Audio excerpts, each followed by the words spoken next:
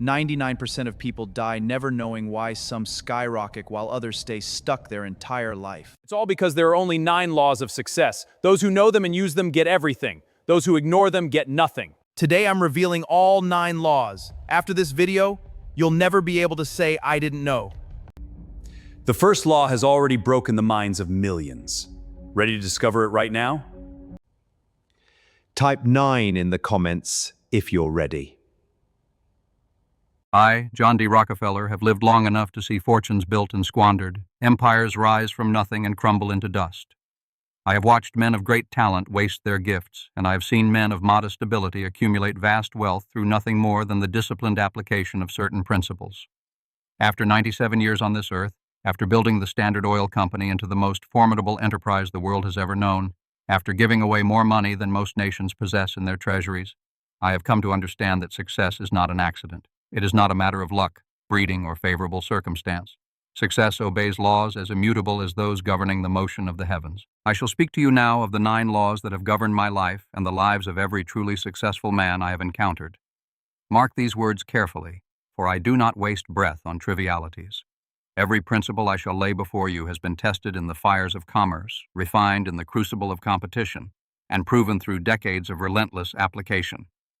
These are not theories. They are working laws of human prosperity. The first law, the sovereignty of self-mastery.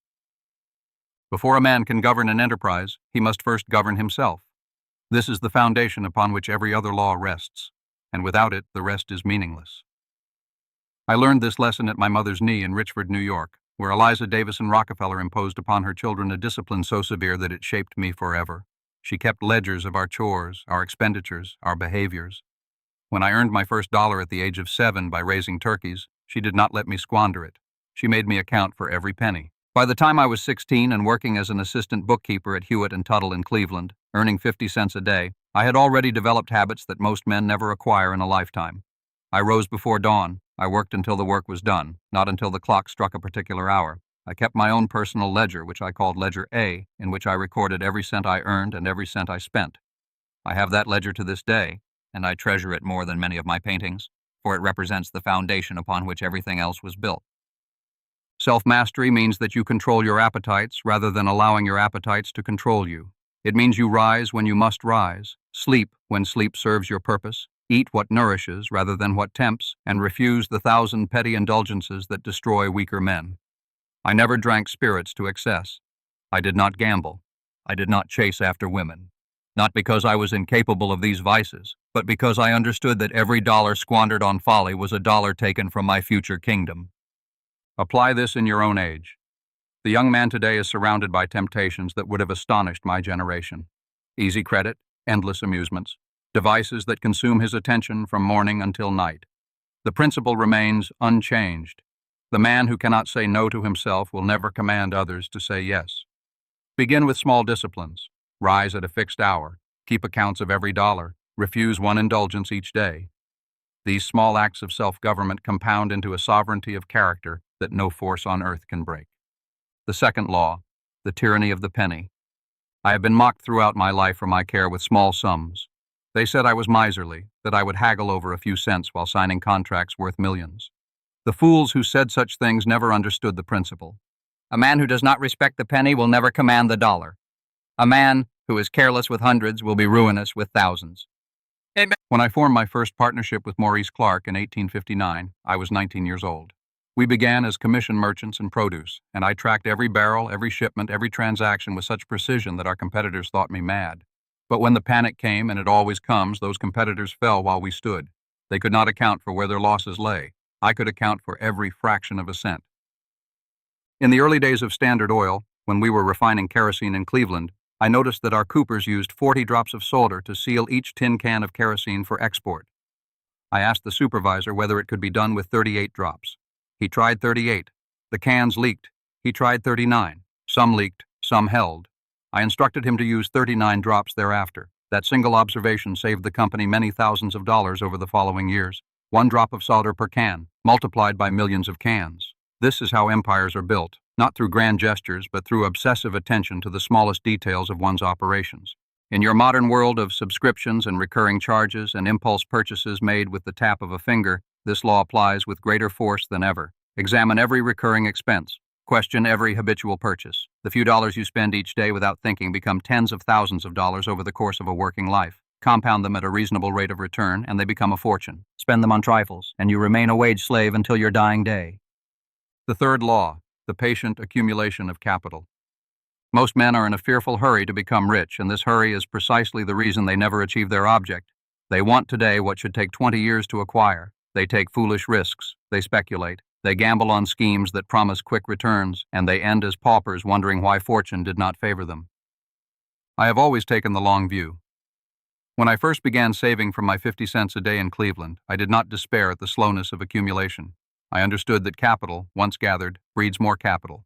The first $1,000 is the hardest. The first 10,000 requires patience. The first 100,000 demands discipline. But once you have 100,000 working for you, the next million arrives with a momentum that astonishes those who never began. I never speculated in my life. I invested. There is an enormous difference between these two activities, though most men confuse them. To speculate is to bet on price movements that one does not understand and cannot control. To invest is to acquire ownership in productive assets whose fundamental value one has carefully analyzed. When I bought into the refining business in 1863 with my partner Samuel Andrews, I did not buy because I thought the price of refineries would rise. I bought because I understood the kerosene business better than any man in Cleveland, and I knew we could operate at a lower cost than our competitors. The young men of your time stare at screens watching stock prices flicker, buying and selling within hours or minutes, convinced they have discovered some new path to wealth. They are deceived. They are not investors. They are gamblers, and the house always wins in the end. True wealth is built by acquiring ownership in productive enterprises, holding those investments through cycles of fear and exuberance, and allowing the compounding of returns to do its quiet, patient work over decades. The fourth law, the imperative of industrial knowledge. A man cannot succeed in a business he does not understand thoroughly. I have known many investors who put their money into ventures based on enthusiasm, fashionable opinion, or the recommendation of friends. They almost always lose. The wealthy man, the truly wealthy man, understands his business from the smallest technical detail to the broadest strategic question. When I entered the oil business in 1863, I made it my purpose to understand every aspect of refining. I visited the wells in Pennsylvania. I observed the methods of transportation. I studied the chemistry of distillation. I learned the costs of barrels, the wages of coopers, the prices charged by railroads. I knew our refineries so thoroughly that I could walk through one and identify inefficiencies that the foreman had not noticed. This knowledge gave me an immense advantage over competitors who treated their business as a black box from which profits either flowed or did not. I demanded the same thoroughness from my associates. When Henry Flagler joined our partnership in 1867, he became the master of our transportation arrangements with the railroads. He knew every freight rate, every rebate, every special arrangement available to large shippers. When John Archbold came aboard, he understood the producing fields of Pennsylvania better than the producers themselves. Each of my chief lieutenants was a master of his particular domain. In your modern age, men hop from industry to industry, from position to position, accumulating shallow knowledge of many things and deep knowledge of nothing. This is a recipe for mediocrity. Choose your field, master it. Become the man who knows more about that particular work than any other man living. Then, and only then, will you possess the leverage to build something of consequence. The dilettante always serves the specialist. The generalist always works for the expert. The fifth law, the strategic use of combination. There is a force in commerce more powerful than any individual genius, and that force is organization. The man who can combine the efforts of many men, who can coordinate the operations of many enterprises, who can impose order upon chaos, will always prevail over the most brilliant solitary operator. When I looked upon the oil business in 1870, I saw an industry of chaos. Hundreds of refineries competing fiercely, prices fluctuating wildly, producers ruined by overproduction, refiners bankrupted by price wars. The waste was monstrous. Capital was destroyed by the millions. Honest workmen lost their employment. The consumer paid prices that were sometimes outrageously high and sometimes ruinously low to the producers. This was not a system. This was anarchy. I conceived the idea of Standard Oil not as a means of monopoly, despite what my critics later said, but as a means of imposing rational organization upon a wasteful industry. We brought refiners together. We coordinated production. We eliminated duplication. We achieved economies of scale that no individual refiner could ever attain. By 1882, when we formed the Standard Oil Trust, we controlled approximately 90% of the refining capacity in the United States. and we had reduced the cost of kerosene to the consumer by more than half. The lamp that had cost the laboring man $1 to fill now cost him 40 cents. This was the result of combination, not of conspiracy. The principle of combination applies in your time as it did in mine. The man who operates alone, however skilled, will always be limited by his own 24 hours per day. The man who builds an organization, who recruits talented lieutenants, who delegates with wisdom and supervises with rigor, multiplies his effective capacity many times over. Whether you are building a business, an investment portfolio, or a philanthropic endeavor, learn to combine resources, talents, and efforts. The solitary man is a candle. The organized enterprise is a sun. The sixth law, the discipline of reinvestment. Many men who achieve some modest success make the fatal error of consuming the fruits of their labor. They earn $10,000 and immediately spend $9,000 on the appearances of wealth. They acquire larger houses, finer carriages, more elaborate entertainments. They display their prosperity rather than compound it. Within a few years, they are no wealthier than when they began, and often considerably poorer. I lived modestly long after I'd become one of the wealthiest men in America. My house at 4 West 54th Street in New York was substantial but not ostentatious. I wore the same suits for many years. I drove modest carriages. When I traveled with purpose, not for display. The money I earned, I reinvested into new refineries, into pipelines, into tank cars, into iron ore mines and railroads and timberlands. Each dollar that came into my hands was a soldier sent forth to recruit more soldiers. The arithmetic of reinvestment is the most powerful force in finance. A dollar earning 10% per year, compounded, doubles in approximately 7 years. In 35 years, it becomes $32. In 70 years, it becomes more than $1,000. This is why I've always told young men that the most important investment they can make is into their own productive enterprises, and the most important habit they can cultivate is the habit of reinvesting their gains rather than consuming them. In your modern world of instantaneous gratification, where credit allows men to consume tomorrow's earnings today, this discipline has become rare and therefore extraordinarily valuable. The man who can save and reinvest while his peers consume and borrow will, within a single decade, find himself in an entirely different economic class. Within 2 decades, he will be wealthy. Within 3, he will be among the richest of his generation. This is mathematics, not magic. The seventh law, the necessity of stewardship. Wealth without purpose is a curse. I have seen this truth demonstrated in the lives of many men who acquired great fortunes and discovered that money alone brings no happiness, no peace, no satisfaction. The man who accumulates without giving, who hoards without serving, who builds without elevating others, becomes in the end a hollow figure, despised by his neighbors and unloved by his own children. I have given away more than $500 million during my lifetime. I established the University of Chicago, which today stands among the great institutions of learning in the world. I founded the Rockefeller Institute for Medical Research, which has saved more lives through its discoveries than I could count if I lived another century. I gave the General Education Board hundreds of millions for the improvement of schools and colleges, particularly in the South where education had been neglected. I established the Rockefeller Foundation, whose work in the eradication of hookworm, yellow fever, and other diseases has transformed the lives of hundreds of millions of human beings across the globe. I tell you these things not from vanity, but because I want you to understand a principle. The accumulation of wealth and the stewardship of wealth are not separate activities. They are aspects of the same vocation. The man who understands from the beginning that his fortune is a trust, that he is a steward of capital that ultimately serves a larger purpose, will conduct his business affairs with a wisdom and a discipline that the merely greedy man can never attain. Greed corrupts judgment. Stewardship clarifies it. Begin to give before you are wealthy. When I was a clerk earning 50 cents a day, I tithed faithfully to the Erie Street Baptist Mission Church. From my very first pay, I gave a portion. As my income grew, my giving grew. This was not a religious obligation imposed from outside. It was a recognition that my wealth was never entirely my own. I was its steward, not its owner. This conviction shaped every business decision I made for 70 years. The eighth law, the cultivation of inner stillness. The world is full of noise, alarm, panic, and confusion. Markets rise and fall, competitors rage and threaten, politicians legislate against you, journalists slander you. The weak man is moved by every passing storm. He buys when others buy in their euphoria. He sells when others sell in their terror. He responds to every crisis with frantic activity. He cannot think clearly because he cannot be still. I learned early to cultivate an inner stillness that no external event could disturb. During the panic of 1873, when banks failed across the nation and railroads went bankrupt, I expanded my refining capacity by purchasing competitors at distressed prices. When the panic of 1893 struck and most men despaired, I quietly acquired iron ore properties on the Mesabi Range that became the foundation of another great fortune. While others ran in terror, I walked deliberately. While others sold, I bought. While others wept, I worked. This stillness was not natural to me. I was not born with placid temperament. I cultivated it through years of practice. I went to church faithfully. I prayed regularly. I spent time in my gardens at Pocantico Hills and Forest Hill, observing the slow processes of nature. I refused to read the newspapers in moments of crisis because the newspapers exist to manufacture excitement, and excitement is the enemy of clear thinking.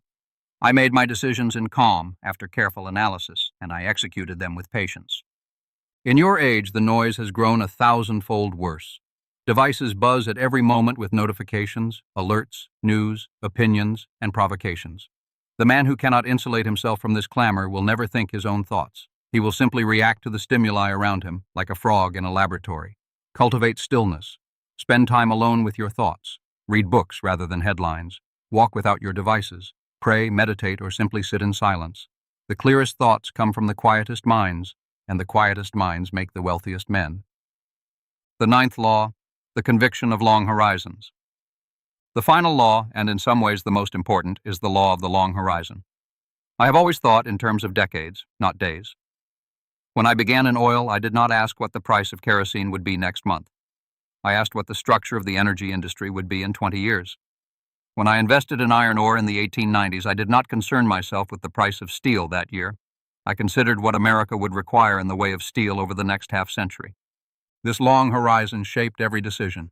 I was willing to operate at lower margins than competitors because I knew that consistent operation over many years would yield a vast fortune that no short-term margin grab could ever produce. I was willing to invest in research and improvement that would not pay for years, because I understood that compounding improvements over decades create insurmountable advantages. I was willing to give my associates time to develop and prove themselves, because I knew that loyal, well-trained men are worth more over 20 years than 10 quick replacements. The long horizon also gave me peace in moments of difficulty. When the Sherman Antitrust Act was applied against Standard Oil, when the trust was broken up in 1911, when I was vilified in the press and pursued by prosecutors, I did not despair. I knew that the work I had done would endure. I knew that the principles I had applied were sound. I knew that the institutions I had built, both commercial and philanthropic, would outlive their critics. And so they have. The companies that emerged from the breakup of Standard Oil became the largest enterprises in their industries for the century that followed. The philanthropies I founded continue their work today. Modern men live by the quarter, the week, the day, the hour. They watch the markets minute by minute. They demand results immediately. They cannot conceive of plans that mature over decades. This is why they remain small. Wealth on the largest scale is always built by men who think on the longest horizons. If you wish to be rich in 20 years, plan for 30. If you wish to leave a fortune to your grandchildren, plan for 100 years. The longer your horizon, the greater the structures you can build, the deeper the foundations you can lay, the more powerful the compounding you can capture. Applying these laws in the modern age. I have walked you through the 9 laws. Now I shall be direct about how a young man in your strange new century should apply them. The fundamentals of human nature have not changed since I was a boy in Richford. Men are still moved by greed and fear, by vanity and hope, by laziness and ambition. The technologies are different.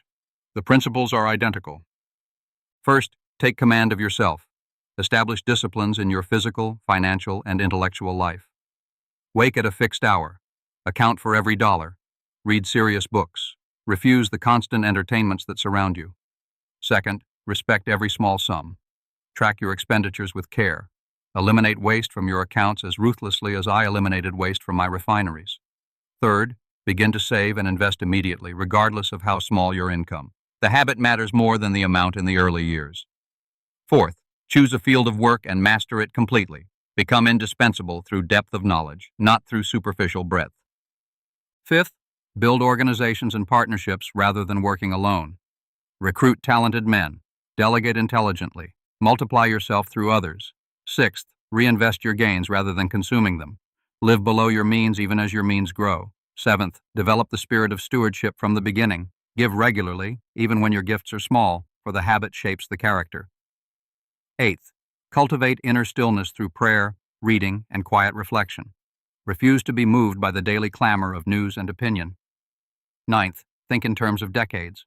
Make decisions today that will yield their fruit in 20 or 30 years.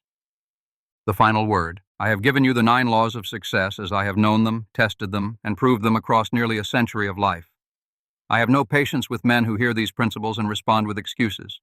They will say that times have changed, that the rules are different now, that what worked in my era cannot work in yours. This is the voice of weakness seeking justification for its own failure. The laws have not changed. The men who apply them prosper, as I prospered, as my associates prospered, as countless men have prospered before and since.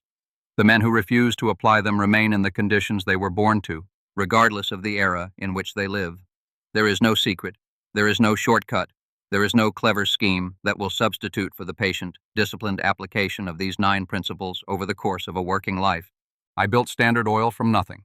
I started with no capital but my own labor, no advantage but my own discipline, no connections but those I made through honest dealing and rigorous work. By the time I was 40, I controlled the oil industry of the United States. By the time I was 50, I was the wealthiest man in America. By the time I was 60, I had begun the systematic giving away of that fortune to causes that would benefit humanity for centuries after my death. None of this came by chance. All of it came by law. Now I lay these laws before you. What you do with them is your own affair. You may dismiss me as a relic of a bygone age, an oil baron whose methods no longer apply. You may read these words and turn back to your devices, your amusements, your shallow pursuits. That is your right as a free man. Or you may take these principles, write them down, study them, apply them daily, and discover within yourself capacities for accumulation, for leadership, for stewardship, for greatness that you did not know you possessed. The choice is before you. The laws are eternal. The compounding begins the moment you commence. Do not wait for inspiration. Do not wait for circumstances to improve. Do not wait until you have more money or more time or more energy. Begin today, in whatever small way you can, with whatever resources you possess. Master yourself. Respect the penny. Accumulate patiently. Know your work. Build organizations. Reinvest your gains. Practice stewardship. Cultivate stillness. Think in decades. Do these things, and in 20 years you will not recognize the man you have become. Do them not, and in 20 years you will be the same man you are today, only older, wearier, and full of regret. I have given you my testimony. I have given you my laws. The work now belongs to you. I am John D. Rockefeller, and these are the principles by which I lived.